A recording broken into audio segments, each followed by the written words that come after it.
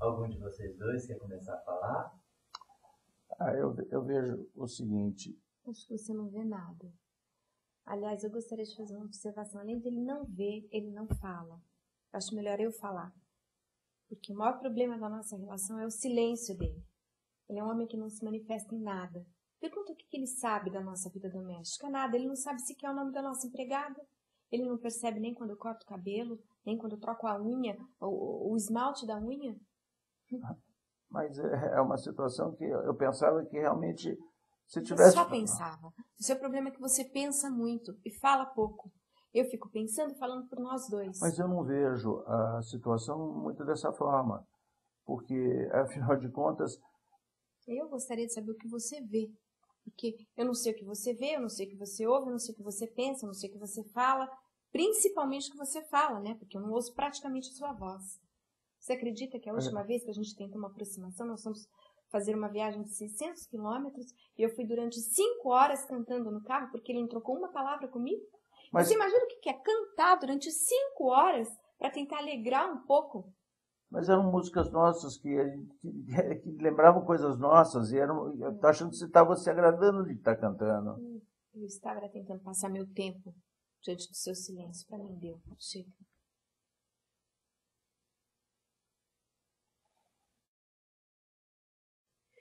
Na verdade eu vim aqui para compartilhar a minha alegria, que valeu muito a pena eu ter assim, esperado, né, esses 2 meses depois da minha separação e ter encontrado o Luiz Antônio, que é um anjo que apareceu na minha vida.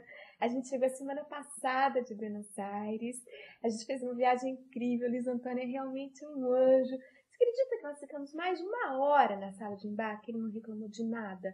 Ele não reclamou da comida que demorava do restaurante, nem dos banheiros horrorosos que existem em Buenos Aires. Ele é um amor, não fala nada. Tudo pra ele tá perfeito. A gente fica junto muito tempo e eu canto um monte de músicas pra ele. Ele fica lá admirando. Tudo pra ele tá perfeito e a gente tá muito feliz nesses 3 meses. Não é lindo?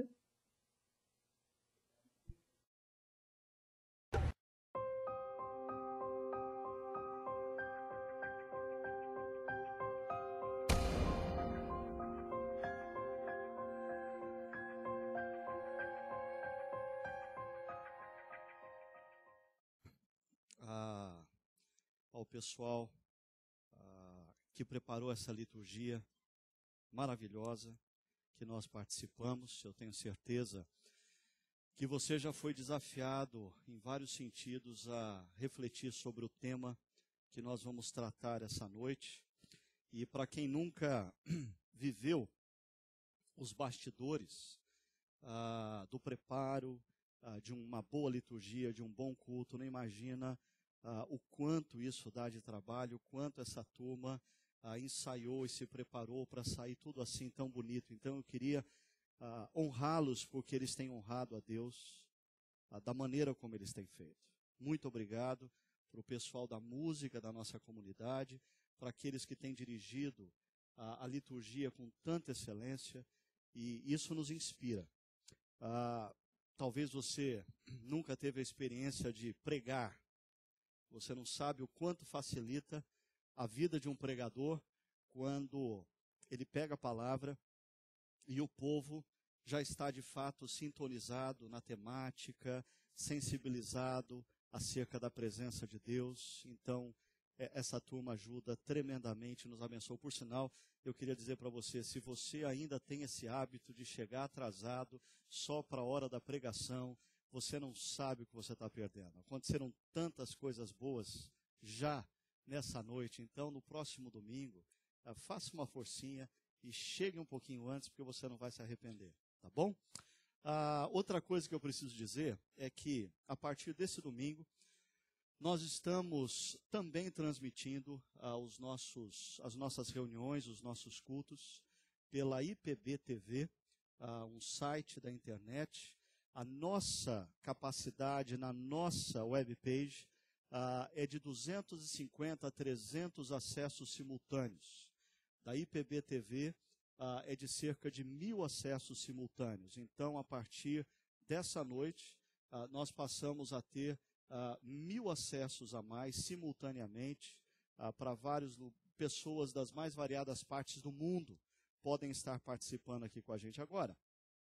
Eu queria aproveitar e dizer uma coisa para as pessoas que estão nos assistindo pela telinha, pela internet. Esse é um ministério que começou aqui na nossa comunidade alguns anos atrás e ele tem alguns propósitos bem específicos. O primeiro deles é servir pessoas que estão em lugares onde não existem igrejas por perto, ok? Então, por exemplo, a nossa comunidade mesmo tem servido pessoas na Arábia Saudita, na Líbia, na França, na Itália, no Japão, na China, em várias partes do mundo. Pessoas acessam o nosso site e elas se sentem um pouquinho mais próximos da igreja através disso, né? Tem gente que testemunhou isso no tempo que teve que morar fora do país. A segunda razão por que nós começamos esse ministério é porque, assim como você, muitas outras pessoas, antes de pisar numa igreja como a Chácara Primavera, tinham muito preconceito com a igreja. Então, se você convidar o seu amigo, o seu parente, dizendo, vamos comigo na igreja esse domingo, ele vai dizer, igreja? Eu estou fora, meu, qual é? Né? Então, você não precisa convidá-lo para vir fisicamente à igreja. Convide ele para espiar o que a gente faz pelo buraco da fechadura. Pede para ele se conectar no site, ele entra e ele dá uma olhada, e ele vê a mensagem, ele vê a música, ele participa das orações. Isso quebra barreiras, e eu sei que alguns de vocês que hoje estão aqui com a gente, começaram olhando a igreja pelo buraco da fechadura. Mas é muito melhor estar aqui presente, estar aqui juntinho. Uma terceira razão por que nós transmitimos os cultos é porque existem pessoas que, apesar de terem igreja perto da casa deles ou na cidade deles, estão impossibilitadas de ir na igreja. Por uma enfermidade, por alguns problemas familiares. Por exemplo, nesse exato instante, a minha mãe deve estar participando desse culto porque ela tem a mãe dela para cuidar. Ela não pode deixar a mãe dela sozinha, então ela está participando com a gente nesse momento. Então, eu estou dizendo isso pelo seguinte, especialmente para a turma nova que está entrando hoje na nossa igreja através do IPB TV.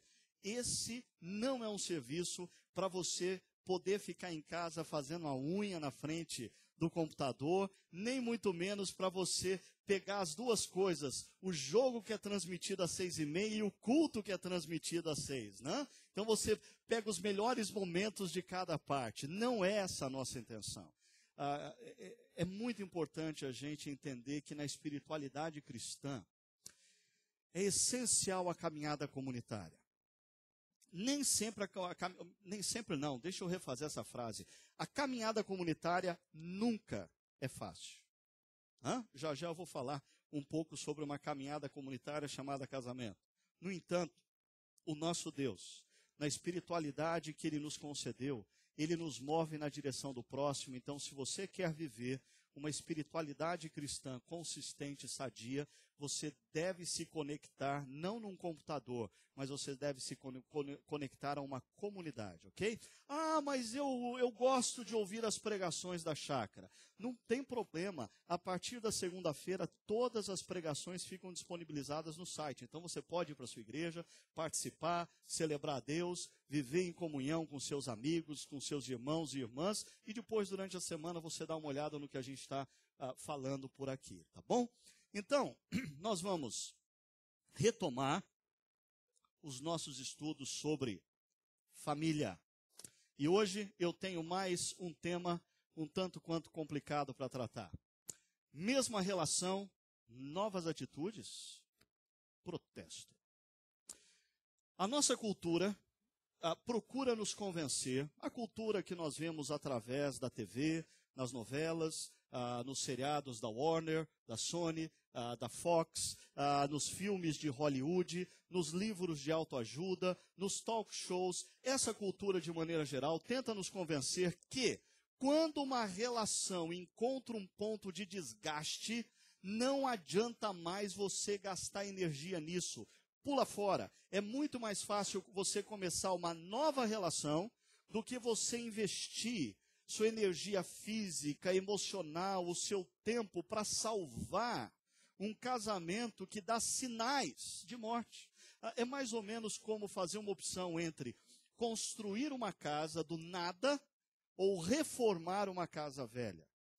Construir a casa do nada sempre tem uma fascinação maior, porque a gente sempre pensa, não, essa eu posso fazer do meu jeito, a minha imagem, a minha semelhança. Então, essa coisa da nova relação tem sempre uma fascinação. Como a gente viu agora há pouco, nesse teatro fantástico que foi passado para a gente, o grande problema é que a gente não percebe que os defeitos da antiga relação não pertencem à relação, pertencem a nós.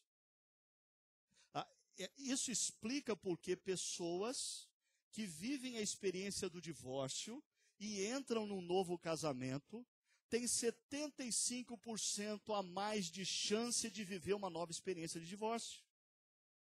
Por quê? O problema não está na relação em si, o problema está dentro da gente. Deixa eu falar um pouco mais sobre essa questão na nossa cultura brasileira. Veja só, a revista Veja, em julho de 2002, publicou uma reportagem na qual ela, entre outras coisas, dizia o seguinte: embora eles jurem amor eterno, durante a celebração, as estatísticas do IBGE afirmam que 70% dos pombinhos permanecerão juntos, na maior parte dos casos, por até 10 anos. Em outras palavras, no contexto brasileiro, casamentos duram, ou 70% dos casamentos duram até 10 anos. Ok? O que significa isso? Significa que de cada 10 casamentos, depois de 10 anos, 7 terminaram e apenas 3 se mantêm. Mas você pode dizer, não, mas isso aí é julho de 2002, é muito antigo, né? Há 8 anos atrás. Ok, então vamos pegar uma reportagem bem recente do mês passado, revista Época, abril de 2010, que diz o seguinte: cerca de 1 milhão de pessoas se casam todos os anos no Brasil e pouco mais de 250 mil se separam no mesmo período. Em outras palavras, para cada 4 casamentos que acontecem por ano, acontece um divórcio também no nosso país. Entre 1998 a 2008, o número de casamentos cresceu 34,8%. Os divórcios e as separações no mesmo período de 10 anos cresceram cerca de 33%. Em outras palavras, o número de casamentos aumenta, mas o número de divórcios também acompanha. E quem é que pede divórcio? Quem é que tem pedido divórcio? Nos Estados Unidos, elas, as mulheres, sempre elas, são responsáveis por 2/3 dos pedidos de separação. Bom, mas isso é Estados Unidos. Ok. No Brasil, essa proporção é ainda maior, 72%. De cada 10 divórcios, 7 foi a mulher que pediu. Eu dizia aqui, há alguns anos atrás, numa outra série que a gente fazia sobre família, que na minha própria experiência pastoral, eu me lembro que quando eu comecei o meu ministério pastoral, tem um fio aqui me atrapalhando, deixa eu resolver essa parada já. Bons tempos aquele que o pastor só precisava de Bíblia, né? Há mais de 20 anos atrás, quando eu comecei o meu ministério, não eram poucas as vezes em que eu recebia no consultório pastoral uma mulher chorando, em prantos, dizendo: pastor, eu vim aqui porque o meu casamento está terminando e eu quero salvar o meu casamento. Nos últimos anos, a maioria daqueles que está buscando salvar o seu casamento, que eu tenho acompanhado, são homens. E as mulheres estão deixando o casamento. Apesar de todo esse pessimismo, as pesquisas sugerem que o sonho da maioria continua sendo um único casamento longo e feliz, que abarque a existência, produza filhos e dê à vida de cada um dos cônjuges uma riqueza de sentimento, de sentido que ela não teria sozinha.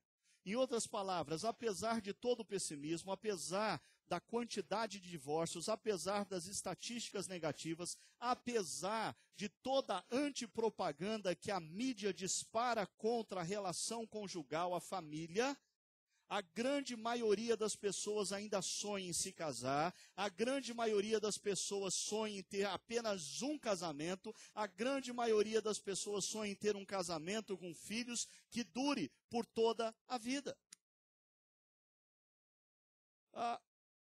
O que esses dados apontam?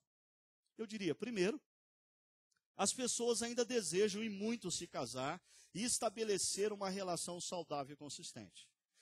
Eu garanto que, se a gente fizesse uma rápida pesquisa aqui, entre solteiros, divorciados e viúvos, eu pedisse para levantar, não vou fazer isso, ok?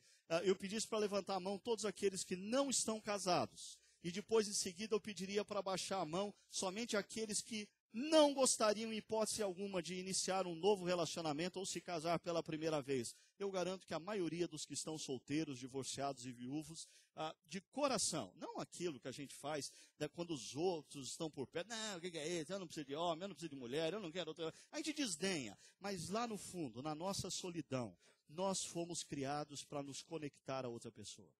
Nós precisamos de alguém que testemunhe ao longo da vida as nossas vitórias e os nossos fracassos. Nós temos essa necessidade porque Deus nos criou assim. Mas uma outra questão.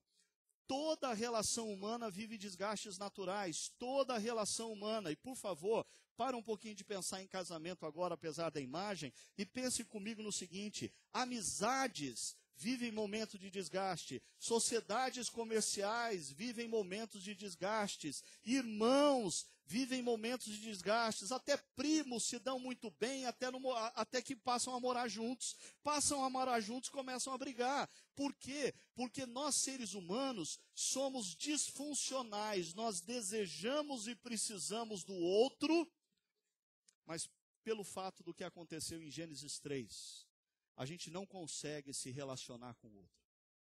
E a gente vive essa disfunção.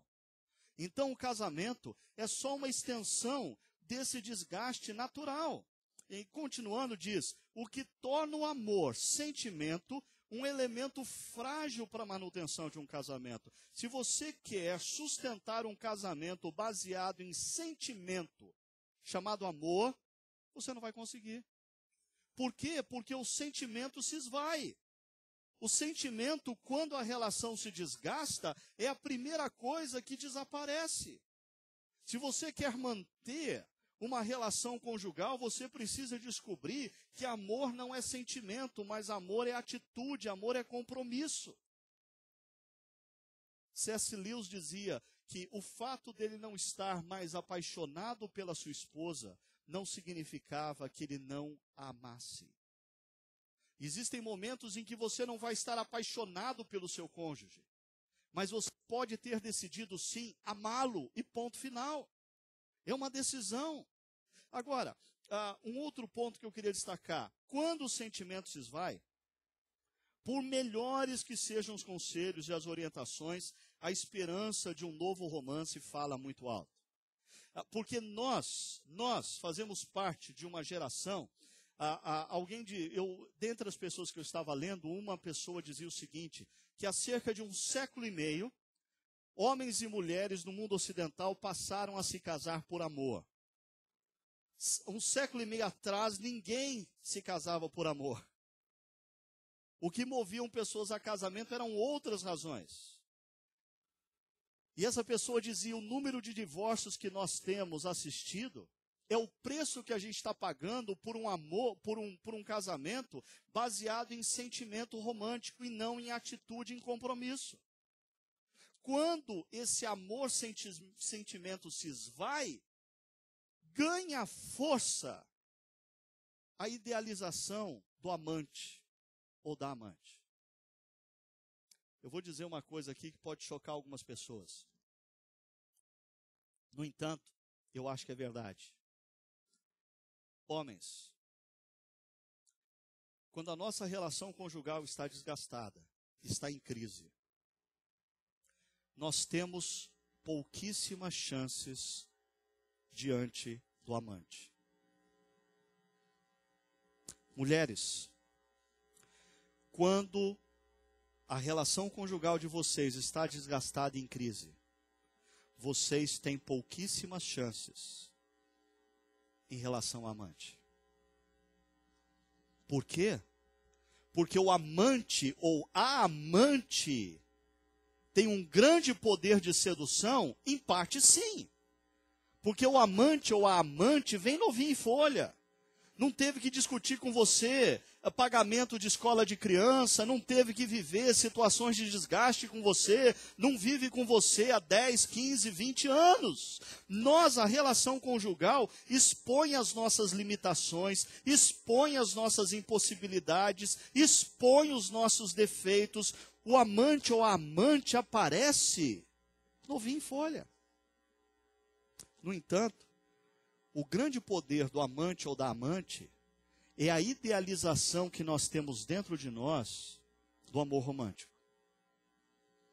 E muitos casamentos acabam porque quando a pessoa entra na faixa dos 40, 50, acha que a solução para a sua vida é reviver um amor da adolescência, romântico. E aqueles que já viveram a experiência sabem que o caminho não é esse. Então, o que fazer diante disso? Você ouviu uma música e uma resposta, Chico Buarque de Holanda, a música dele, Cotidiano. A música Cotidiano mostra uma relação desgastada. A música Cotidiano mostra o que acontece quando um homem e uma mulher vivem uma rotina infernal, perdem o prazer de estarem um com o outro.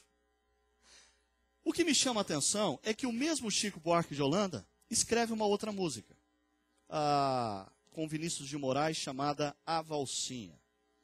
Alguns de vocês devem conhecer. Deixa eu ler essa poesia para vocês.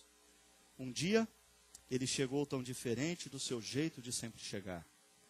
Olhou-a de um jeito muito mais quente do que sempre costumava olhar. E não maldisse a vida tanto quanto era seu jeito de sempre falar. E nem deixou-a só num canto, para seu grande espanto, convidou-a para rodar. E então ela se fez bonita, como há muito tempo não queria usar, com seu vestido decotado, cheirando aguardado de tanto esperar. Depois os dois deram-se os braços, como há muito tempo não se usava dar, e cheios de ternura e graça, foram para a praça e começaram a se abraçar. E ali dançaram tanta dança que a vizinhança toda despertou, e foi tanta felicidade que toda a cidade se iluminou. E foram tantos beijos loucos, tantos gritos roucos, como não se ouvia mais. Que o mundo compreendeu. E o dia amanheceu em paz. Bonito, não? Mas utópico.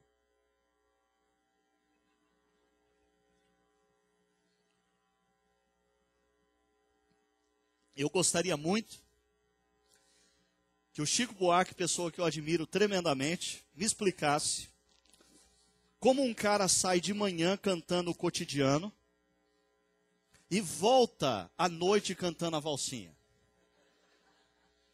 O que aconteceu no dia desse cara? O que faz uma mulher que faz tudo sempre igual há anos, diante da volta do seu marido um pouquinho diferente, ela fazer tudo diferente? Para mim, está faltando alguma coisa aqui. De certa maneira, o Chico Buarque, nessa música, toca num ponto muito importante. Para acontecer restauração, é necessário novas atitudes. Ele diz que o sujeito chegou diferente, o sujeito olhou diferente, o sujeito falou diferente, o sujeito se aproximou de forma diferente. Você quer mudar a sua relação? Você tem que fazer diferente. O grande problema é aonde encontrar disposição para fazer diferente quando o sentimento se esvaiu. Por outro lado, não basta o sujeito ter novas atitudes ou a mulher ter novas atitudes. Na música, a esposa responde positivamente às novas atitudes. Diz que ela então se fez bonita. E ela se fez sedutora, ela vestiu um vestido decotado. Para existir restauração, não basta um dos dois ter atitude nova, é necessário que aquele que é alvo das novas atitudes esteja com o coração aberto para receber e responder positivamente a isso. Mas a minha pergunta persiste: aonde estão as forças para uma mulher talvez amargurada ou um marido amargurado reagir positivamente às novas atitudes do seu cônjuge? A poesia continua falando que pintou um novo clima. Diante das novas atitudes e das boas respostas, diz o texto, depois os dois deram-se os braços, o carinho voltou. E cheios de ternura e graça, foram para a praça e começaram a se abraçar. O desejo um pelo outro voltou. Mas perceba, a linha que ficou avulsa nessa poesia. Como há muito tempo não se usava dar. Como fazer essa mudança para culminar nessa restauração onde existe dança, existe felicidade, existem beijos loucos, existem gritos roucos, e o mundo compreendeu e o dia amanheceu em paz. Eu levantaria algumas perguntas. O que potencializou essa mudança? Do todo dia ela faz tudo sempre igual, de um cara que está esgotado com a rotina do casamento, para um sujeito que volta para o casamento disposto a olhar diferente, falar diferente, agir diferente? De onde surgiu essa nova disposição? Para ele tocar, olhar, falar, e de onde veio a abertura de coração? Acompanhando casais há mais de 20 anos, eu diria que, em muitas vezes, o casal que vive crise, caminha para a separação, não por ausência de bons conselhos, não por ausência de bons insights, não por ausência de boa ajuda. Eles caminham para a separação, porque apesar deles saberem tudo aqui, tudo o que eles têm que fazer aqui, falta alguma coisa que os mova a uma nova disposição, os mova a uma nova atitude, os mova a uma nova chance. Falando sobre isso, o psiquiatra Paul Tournier, ele diz o seguinte: diante da extensão que tomaram os conflitos conjugais, multiplicam-se agora as consultas e os cursos de psicologia. Isso é bom. Mas está claro que as consultas e os cursos não poderão jamais ser suficientes frente à degradação atual do matrimônio. E olha o que ele diz agora. É preciso mais que bons conselhos. É preciso um contágio novo que leve a uma mudança das disposições do coração. Um novo sopro. Um sopro do Espírito. Um sopro do Espírito Santo de Deus. Que ilumine a mente. Que ilumine o coração. Que remexa na alma. Que traga uma força que não existe mais. E que faça nascer uma disposição que se foi. Eu sei que a nossa comunidade aqui, as pessoas que se reúnem domingo após domingo na nossa comunidade, aos sábados lá na Alphaville, via de regra, são pessoas que estão buscando a espiritualidade cristã, ou talvez vivendo há anos a espiritualidade cristã, mas me permita dizer o seguinte, com uma coloração um tanto quanto secularizada. Quando nós estamos vivendo uma crise conjugal, a primeira pessoa que a gente busca, antes mesmo do que Deus em oração, muitas vezes é o terapeuta. A gente acredita que o que vai solucionar o nosso problema é o novo livro que surgiu no mercado sobre casamento. A gente decide fazer um curso sobre casamento.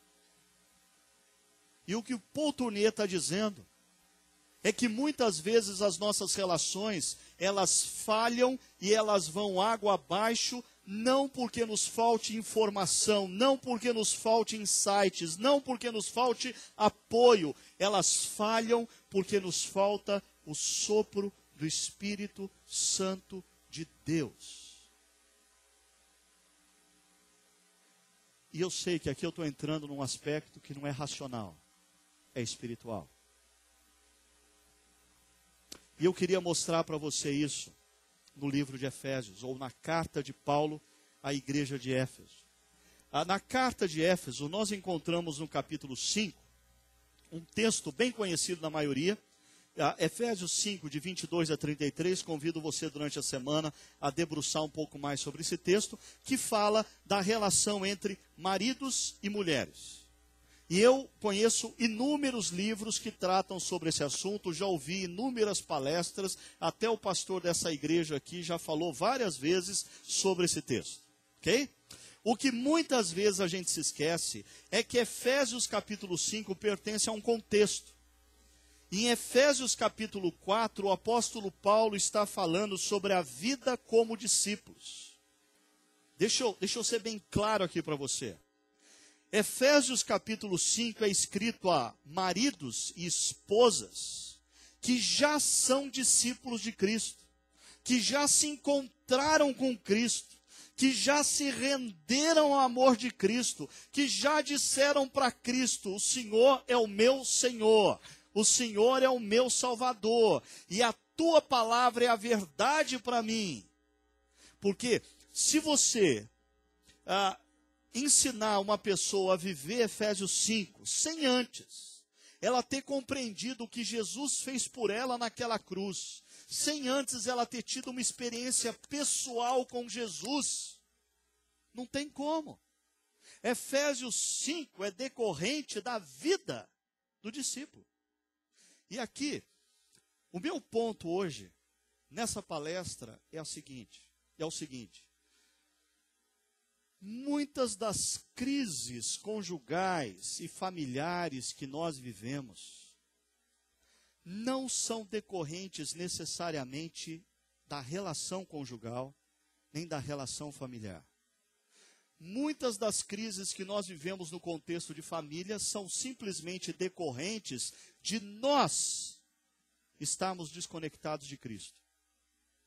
De nós não termos ainda assumido uma vida em Cristo, ou de nós termos um dia assumido uma vida em Cristo, mas ao longo da vida, ao longo das pressões, ao longo das circunstâncias, a gente se desconectou, a gente parou de viver com um compromisso maior com Jesus, nós paramos de nos relacionar intensamente com Jesus e gradativamente a gente começa a dar aberturas na vida que nós não dávamos antes. Ontem eu falei sobre esse tema, hoje pela manhã eu falei sobre esse tema, e nas duas oportunidades, quando acabou a nossa reunião, eu tive a oportunidade de receber e de conversar ou com mulheres que enfrentaram o divórcio, dizendo: foi exatamente isso que aconteceu com meu marido. Ele se desconectou de Cristo.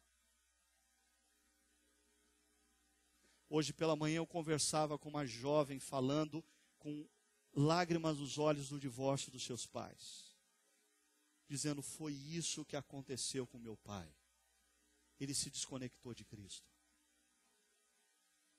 E às vezes a gente gasta como pastor, como conselheiros, como terapeutas, uma energia imensa tentando fazer pessoas entenderem qual o papel delas na relação, como funciona a relação. O homem é assim, a mulher é assado, e nós temos que aprender a dialogar, nós temos que aprender a fazer sexo, nós temos que aprender a administrar finanças, nós temos que aprender a criar filhos, e não é informação que resolve o problema. Eu diria, a informação é boa, nós temos que procurá-la. O meu ponto aqui é que, se nós estivermos desconectados de Cristo, nós não temos o poder necessário para sair de uma relação a lá cotidiano de Chico Buarque e transformá-la da noite para o dia em valsinha de Chico Buarque.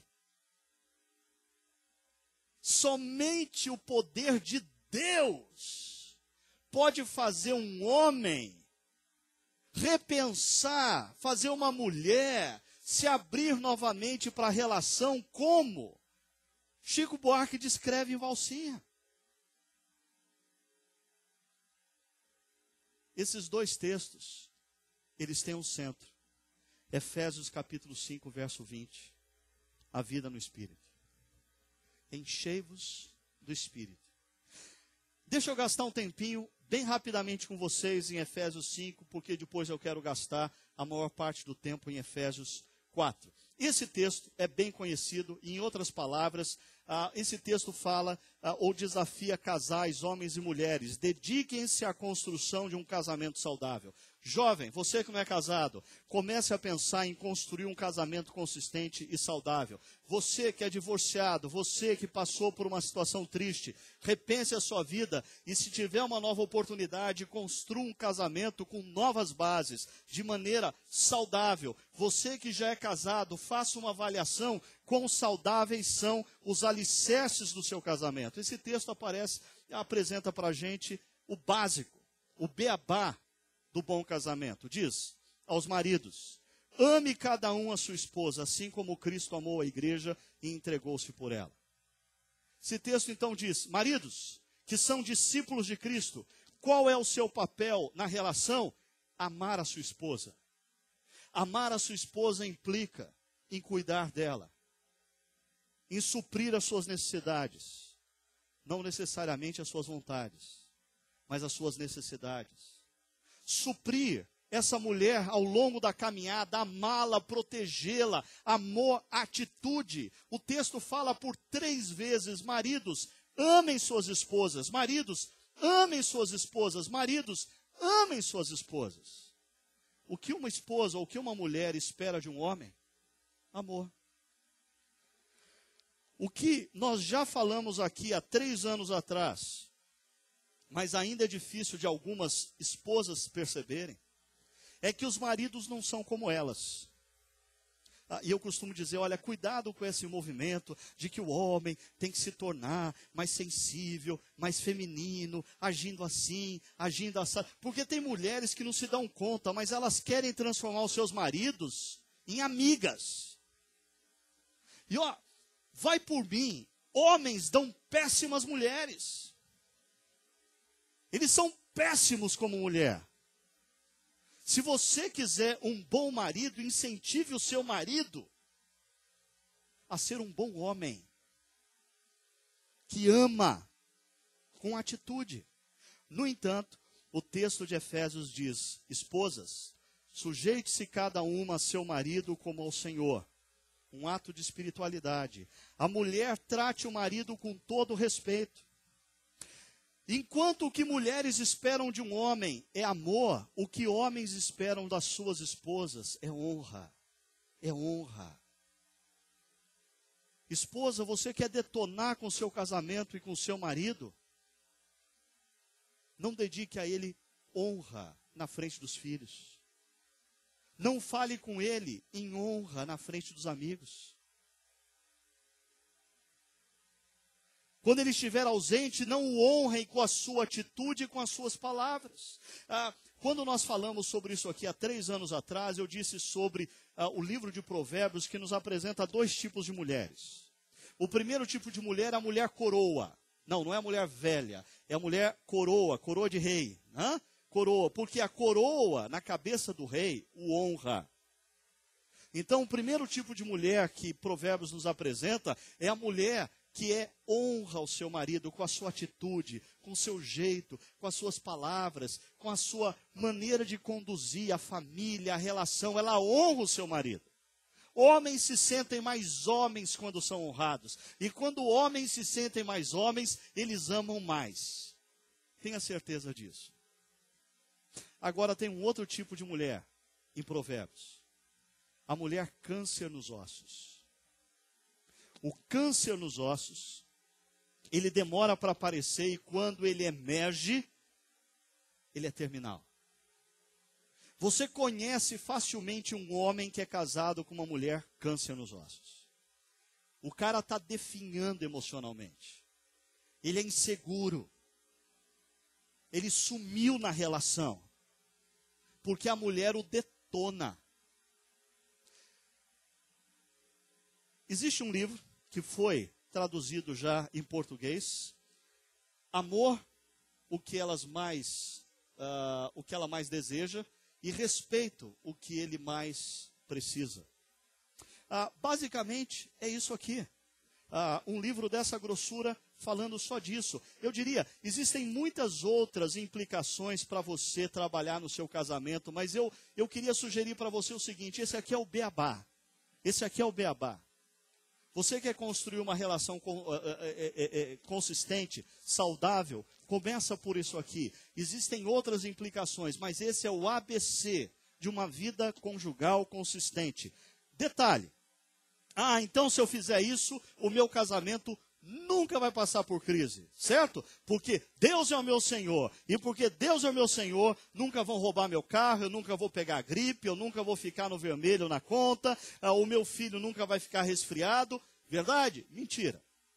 Esse casamento aqui, sim, apesar de estar baseado em questões bíblicas, pode sofrer a crise. Pega, por exemplo, a parábola que Jesus conta dos dois construtores. Os dois construtores, um construiu a casa sobre uma rocha, o outro construiu sobre areia. A tempestade caiu só sobre o cara com areia? Não, a tempestade veio sobre a casa construída na rocha e sobre a casa construída na areia. A casa construída na rocha permaneceu. Por quê? Porque ela estava alicerçada nos princípios e valores de Deus no momento da crise. Por isso, deixa eu falar para vocês um pouquinho de Efésios 4, do verso 17 ao 30, que é um outro desafio, ou seja, perseverem nos valores da espiritualidade cristã quando a crise emerge. O primeiro conceito, ele é preventivo, que eu disse há pouco. Dediquem-se à construção de um casamento saudável. Esse agora é uma intervenção no momento de crise. É hora de você perseverar nos valores da espiritualidade cristã. Olha o que o apóstolo Paulo diz no verso 17. Assim, eu lhes digo, e no Senhor insisto. É tão importante que o apóstolo Paulo está colocando que ele não somente diz, mas ele insiste para o povo. Insiste. Eu sei. Alguns de vocês que têm caminhado com a gente aqui nos últimos 9 anos, já ouviram eu falando várias coisas que eu estou dizendo nessa noite. Mas por que eu estou falando outra vez? Porque eu insisto. Porque é importante. Eu me lembro de Juan Carlos Ortiz, um pastor que na década de 70 foi alguém muito influente na Argentina. E ele tinha ali uma comunidade muito interessante. E o Juan Carlos Ortiz, naquele livro dele, O Discípulo, conta que, certa ocasião, ele subiu no púlpito e pregou um sermão. No domingo seguinte, ele subiu e pregou o mesmo sermão. E o povo começou a se entreolhar, achar meio estranho. No terceiro domingo, ele pregou o mesmo sermão. E os presbíteros se reuniram, dizendo, acho que o nosso pastor pifou. Agora ele não vai ter jeito. No quarto domingo, ele sobe no púlpito e prega o mesmo sermão. Aí não deu outra. Os presbíteros agarraram o cara, puxaram ele para uma sala e falaram, pastor, o que está acontecendo? Ele falou, o que está acontecendo? O senhor pregou o mesmo sermão 4 domingos seguidos. Ele disse, e qual o problema? Pastor, as pessoas estão ouvindo a mesma coisa há 4 semanas. E ele disse, mas elas já estão praticando? Elas já mudaram? É interessante como a gente vive nessa cultura fascinada pelo novo. A gente quer o novo. A pergunta é, a gente já decidiu cumprir o básico? Os maridos já estão amando e amando suas esposas?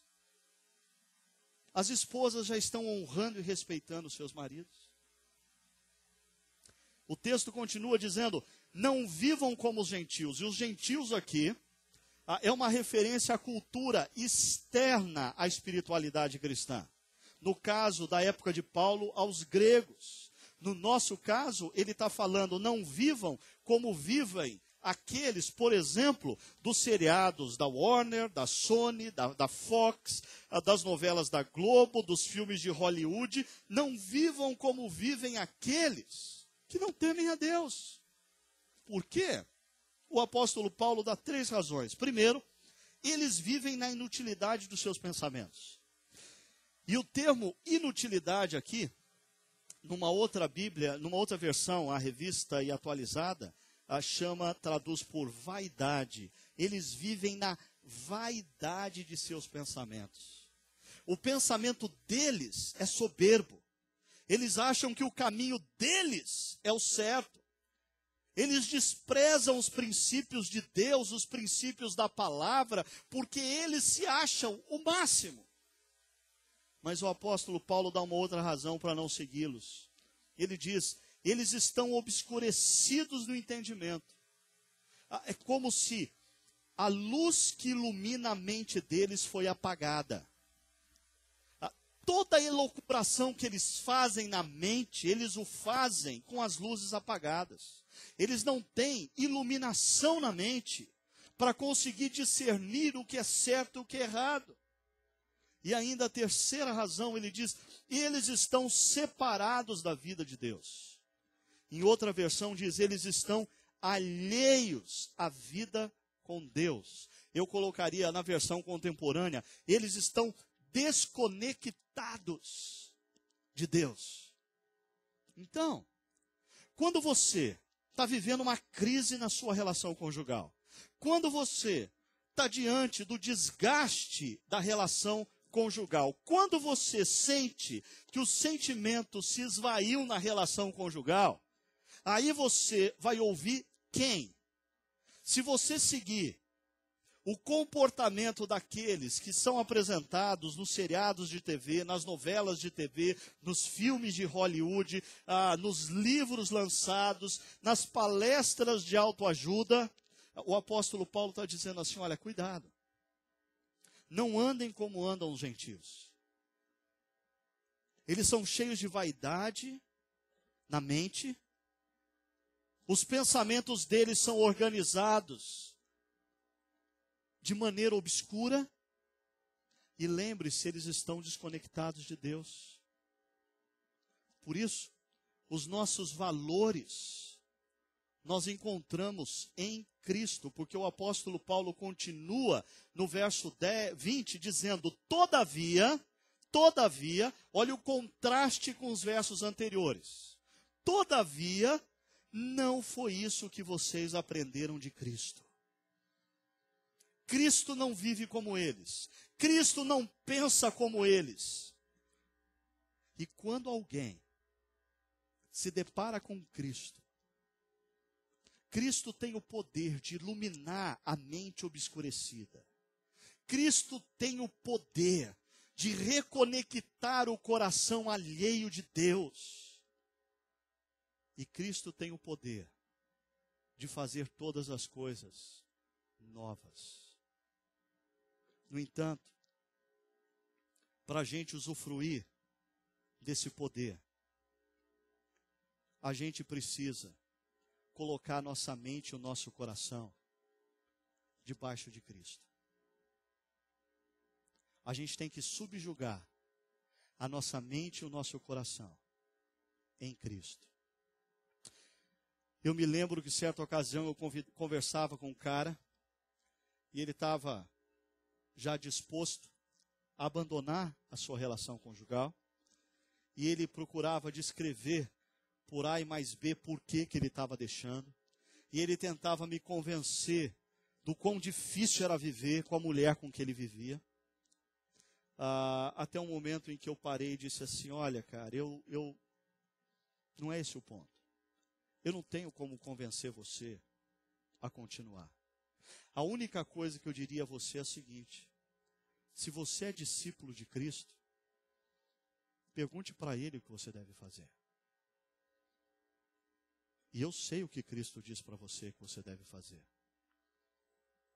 Mas aí nós entramos numa tensão. O que Cristo quer que eu faça é o que eu desejo fazer? É a hora que a gente tem que determinar quem é o nosso Senhor. Se é Cristo ou os nossos desejos. O que Cristo quer que eu faça é o que me parece na minha mente lógico, racional, é o que eu penso. É a hora que a gente tem que decidir se a gente vai se submeter ao que a gente pensa, o que a gente acha, ou o que Cristo acha. O texto diz: não foi isso que vocês aprenderam de Cristo. Isso que? A maneira como os gentios vivem, aqueles que estão desconectados de Deus, aqueles que estão obscurecidos na mente, aqueles que são vaidosos no pensamento. De fato, vocês ouviram falar dele, Cristo, e nele foram ensinados.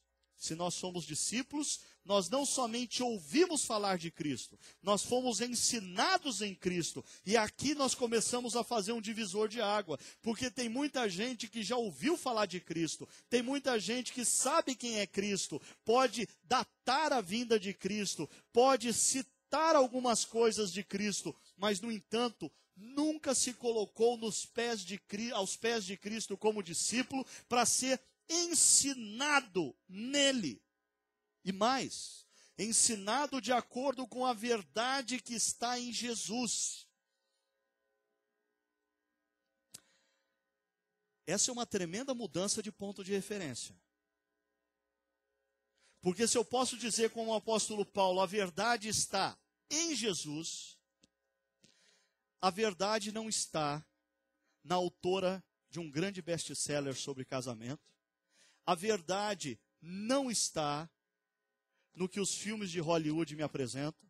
A verdade não está nos seriados e novelas de TV.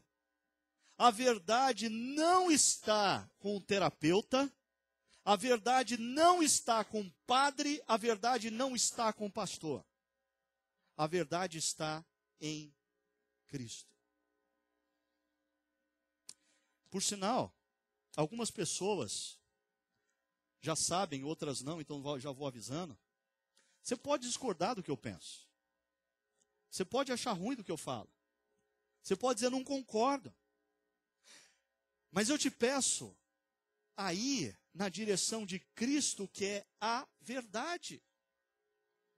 A verdade.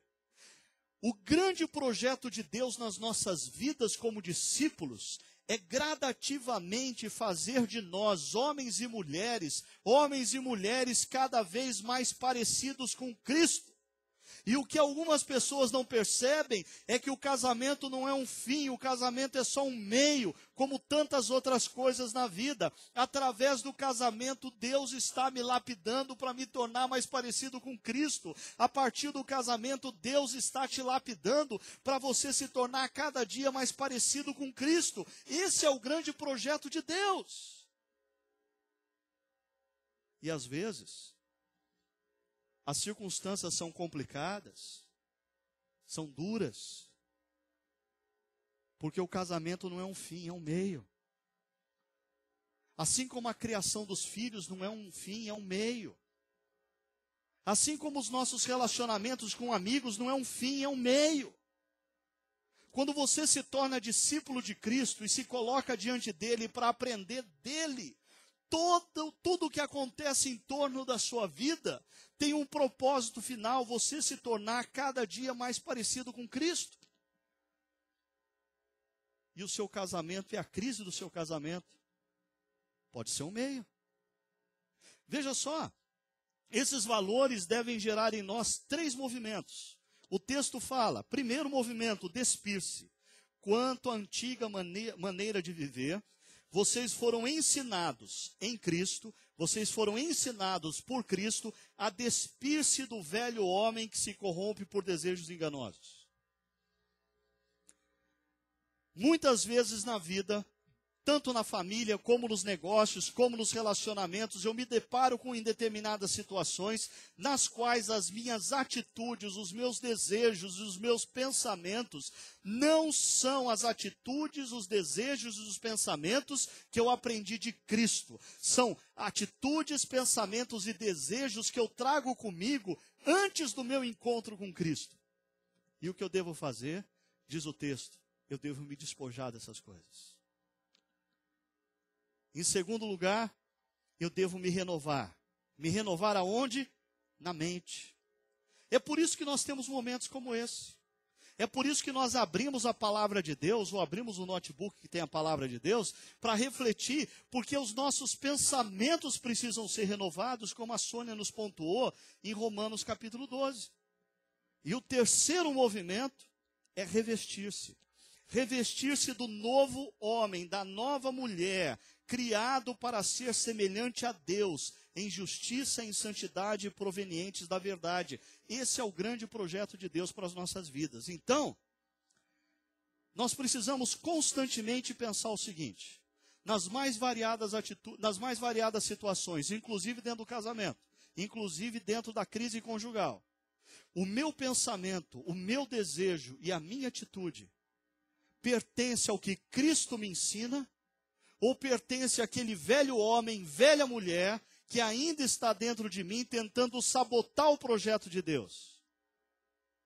Se a segunda resposta é a verdadeira, está na hora de eu me despir dessa atitude, me despir desse pensamento, me despir desse desejo, renovar o meu pensamento e me revestir da atitude, do sentimento e do pensamento que eu aprendo em Cristo Jesus. Deixa eu dar alguns exemplos para vocês. E esses valores e essa transformação nos capacitam a novas atitudes. O apóstolo Paulo nos dá pelo menos 4 exemplos dessas novas atitudes. Veja só, o homem e a mulher que antes viviam baseado na mentira, passam agora a se despir da mentira. A se despir da mentira. A mentira é sempre uma boa alternativa para a gente escapar de uma consequência imediata. Mas quando você compreende que você está aprendendo com Cristo e você percebe que a atitude, o pensamento, o sentimento mentiroso não pertence ao processo de ser discípulo de Cristo e você vai se despir, o que vem à tona é a verdade. Veja só, portanto, cada um de vocês deve abandonar a mentira e falar a verdade ao seu próximo, pois todos somos membros de um mesmo corpo. Você quer detonar uma relação? Você quer sabotar uma relação? Coloque a mentira nessa relação. Você quer salvar uma relação? Insira a verdade nessa relação. Outra atitude, da ira ou amargura para o perdão, diz o texto. Quando vocês ficarem irados, não pequem. Apaziguem a sua ira antes que o sol se ponha e não deem lugar ao diabo. Muita coisa nesse texto que a gente podia estudar, mas eu vou ser bem objetivo aqui. Algumas pessoas se confundem aqui com essa coisa do quando vocês ficarem irados, não pequem. E deixa eu exemplificar para vocês da seguinte maneira. Eu estou dirigindo na rodovia Dom Pedro, e de repente vem um boyzinho com um carrinho importado, e ele vai fechando todo mundo, ele vai fazendo zigue-zague na pista, e eu estou vendo ele pelo retrovisor, e ele começa a me dar farol alto, e eu estou lá apavorado, ele sai pela direita e me cruza, me fecha, e eu aí, como pastor, sabe o que eu faço? Eu digo, vai com Deus, meu amado. Deus o abençoe e o proteja. Eu olho para trás e falo para meus filhos, filhos, vamos orar por esse rapaz.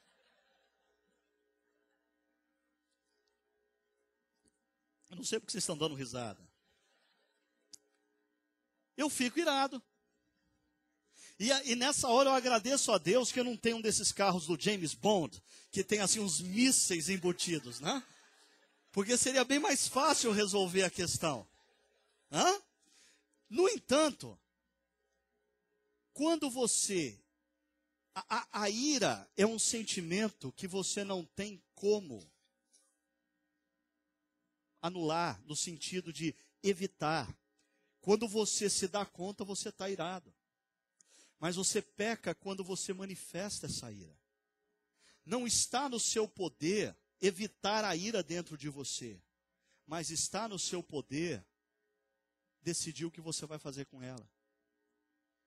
E o que o apóstolo Paulo nos diz é que aquele que está consciente de que Deus está trabalhando em nós para nos tornar cada dia homens e mulheres mais belos, mais bonitos, mais responsáveis à imagem de Cristo, nós podemos sim optar por não manifestar a ira, mas o texto diz: apaziguem a sua ira antes que o sol se ponha. Especialmente na relação conjugal. Resolva o problema. Acalma, não fala irado, espera acalmar, espera passar raiva. Mas o grande problema é que depois que passa a raiva, a gente fala assim: deixa para lá, já passou. Não passou. Esse negócio que, não, deixa que o tempo resolve. O tempo não resolve coisa nenhuma. Quando existe amargura, o tempo é como leite que você esquece fora da geladeira. Quanto maior o tempo fora da geladeira, mais azeda, coalha, cheira mal. Isso é amargura no coração de alguém que não trata. Por isso, o texto nos aconselha a resolvermos a questão antes que o sol se ponha. E não darmos lugar ao diabo. Porque se a gente não fala, não conversa sobre as amarguras, tentando resolver essas questões, nós vamos dando lugar para o mal detonar nossa relação. Ainda, uma outra mudança é do furto ou assedia para o trabalho. Diz o texto: o que furtava não furte mais, antes trabalhe fazendo algo de útil com as mãos.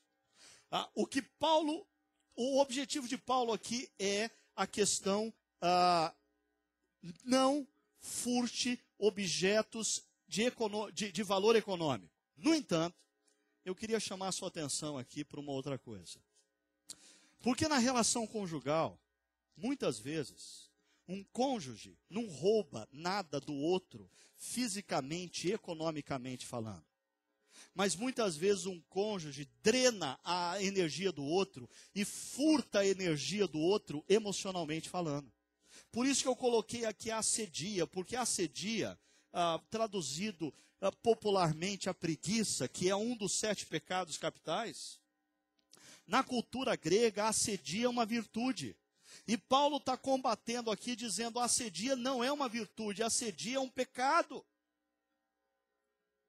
E uma coisa é assedia, a preguiça para o trabalho. Mas tem muitos homens e mulheres que têm assedia emocional. Por exemplo, os filhos vão de mal a pior. O filho está tomando decisões erradas, a filha está tomando decisões erradas, o filho começou a visitar sites na internet que não deveria visitar. E o pai não faz nada. Preguiça emocional. E a mãe intervém. O que esse pai está fazendo? Drenando as energias da mãe. Por outro lado, às vezes o pai intervém, dizendo: minha filha, meu filho, não quero que você faça isso. E aí o filho esperneia, a filha fica brava, faz aquela crise, entra dentro do quarto, bate a porta do quarto, fica lá, diz que não vai comer. Aí a mãe entra no quarto. Filhinha, olha, deixa para lá, não dá bola para o que o papai falou, não. Olha, faz do seu jeito, é só ele não saber. Essa mulher está drenando a energia do marido.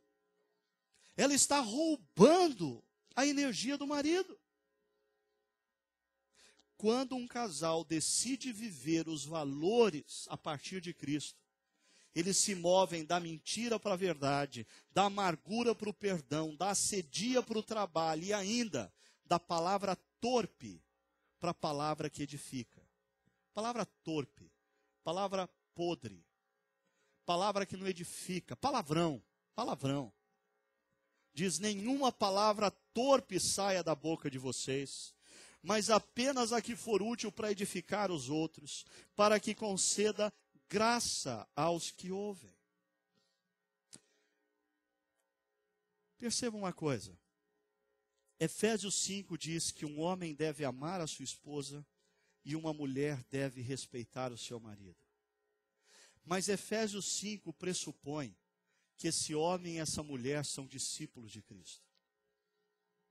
Em outras palavras, homens e mulheres inseridos num processo de se despir das coisas velhas e se vestir das coisas novas que Cristo nos oferece. Por isso, eles se movem da mentira para a verdade, da amargura para o perdão, da assedia para o trabalho, da palavra torpe às palavras de graça. Por que isso é importante? O texto diz que aqueles que vivem na mentira, na amargura, na assedia, na palavra torpe, olha o que diz o verso 30. Não entristeçam o Espírito Santo de Deus, com o qual vocês foram selados para o dia da redenção. Mas relacionamentos conjugais, aonde existe a mentira, existe a amargura, existe a assedia, existe palavra torpe, acontece justamente isso. O Espírito Santo de Deus é entristecido, o Espírito Santo de Deus se apaga, o Espírito Santo de Deus deixa de soprar nessa relação. E aí, por mais que você tenha conselhos, por mais que você tenha orientação, por mais que você tenha pregação, por mais que você leia livros, por mais que você saiba o que fazer, você não vai conseguir fazer a curva do cotidiano para a valsinha. Porque não existe sopro do Espírito sobre você. O seu comportamento tem entristecido o Espírito. A mentira, a amargura, a assedia, a palavra torpe tem apagado o Espírito Santo em você. Por outro lado, quando nós decidimos mover as nossas relações da mentira, amargura, assedia e palavra torpe para a verdade, perdão, trabalho e edificação, Efésios capítulo 5, verso 20 nos diz: mas deixem-se encher pelo Espírito, em nome do nosso Senhor Jesus Cristo. Existe um mistério aqui. Porque, por um lado, o Espírito sopra sobre nós e nós somos levados a nos mover na relação. Mas, por outro lado, parece que casais que entristeceram o Espírito Santo, homens que entristeceram o Espírito Santo, mulheres que entristeceram o Espírito Santo, primeiro precisam tomar uma decisão. E essa decisão não é uma nova atitude para com o seu cônjuge, é uma nova atitude para com Deus, para com Jesus. Retomar a verdade, o perdão, o trabalho e a edificação não é uma atitude nova para com o cônjuge, é primeiramente uma atitude nova para com Jesus. E quando isso acontece, o Espírito sopra. E quando o Espírito sopra, coisas novas acontecem. Quando o Espírito sopra, surge dentro da gente um poder para perdoar que não existia antes. Quando o Espírito sopra, emerge em nós uma disposição que nós não tínhamos antes.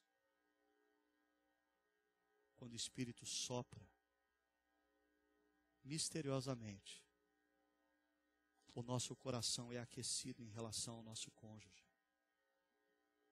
Por isso, nós precisamos do sopro do Espírito.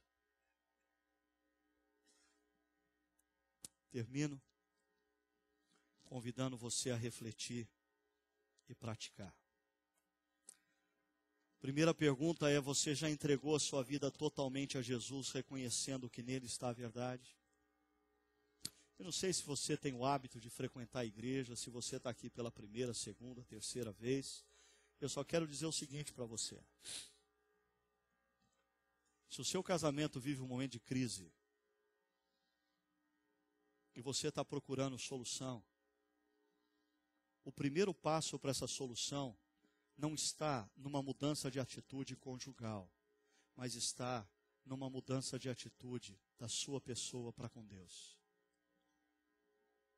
Se renda a Jesus. Reconheça que Jesus morreu naquela cruz por te amar demais. Reconheça que naquela cruz Jesus estava morrendo pelos seus erros, pelos seus deslizes, pelas suas incoerências. E se aproprie desse amor transformador. Se renda a Jesus e diga: Jesus, eu quero ser um discípulo teu. Não. Você não precisa resolver um monte de coisa para depois se tornar discípulo. Você primeiro precisa aceitar o perdão de Deus que te é oferecido na cruz, para você ter poder de se tornar discípulo. Segunda pergunta: você tem vivido os valores propostos pela nossa cultura ou por Jesus em seu casamento? Nós fazemos parte de uma geração de cristãos secularizados. Os valores da cultura predominante falam muito mais alto sobre nós, nas nossas atitudes, do que os valores que nós aprendemos em Cristo.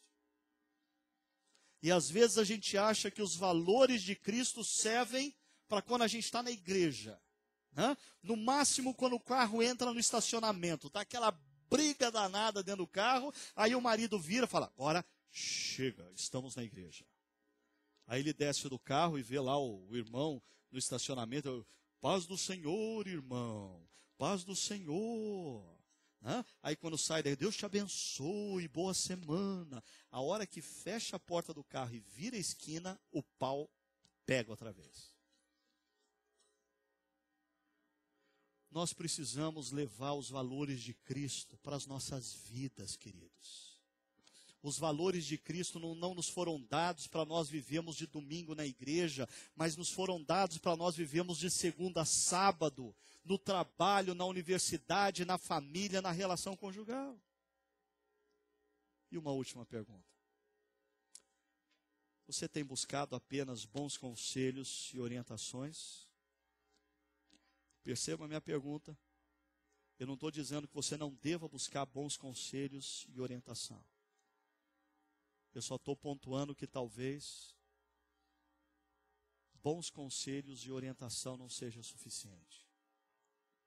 Talvez você esteja precisando do novo sopro, como diz Paul Tournier, um sopro do Espírito na sua vida. Porque o Espírito pode fazer da sua relação cotidiano de Chico Buarque uma nova valsinha. Ele tem poder para isso. Ele tem poder para isso. Queria convidar você a ter alguns instantes de oração na presença daquele que tem o poder para isso. Por favor, feche os seus olhos. Curve sua cabeça por alguns instantes. Se coloque na presença de Deus, em reflexão.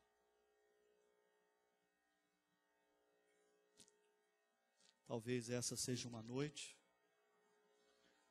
em que Deus está te convidando a, primeiramente, se render a Jesus como seu Salvador.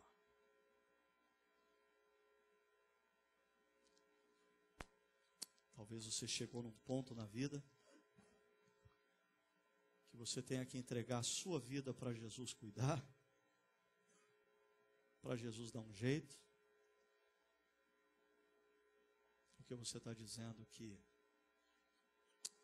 aos seus olhos não tem mais jeito.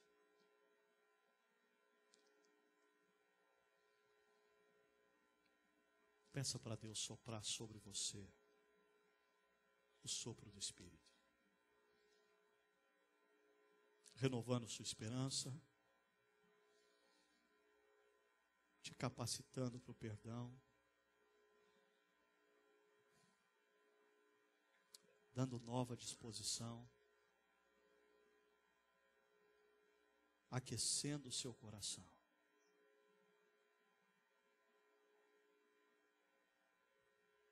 Que o Espírito sopre sobre nós nessa noite.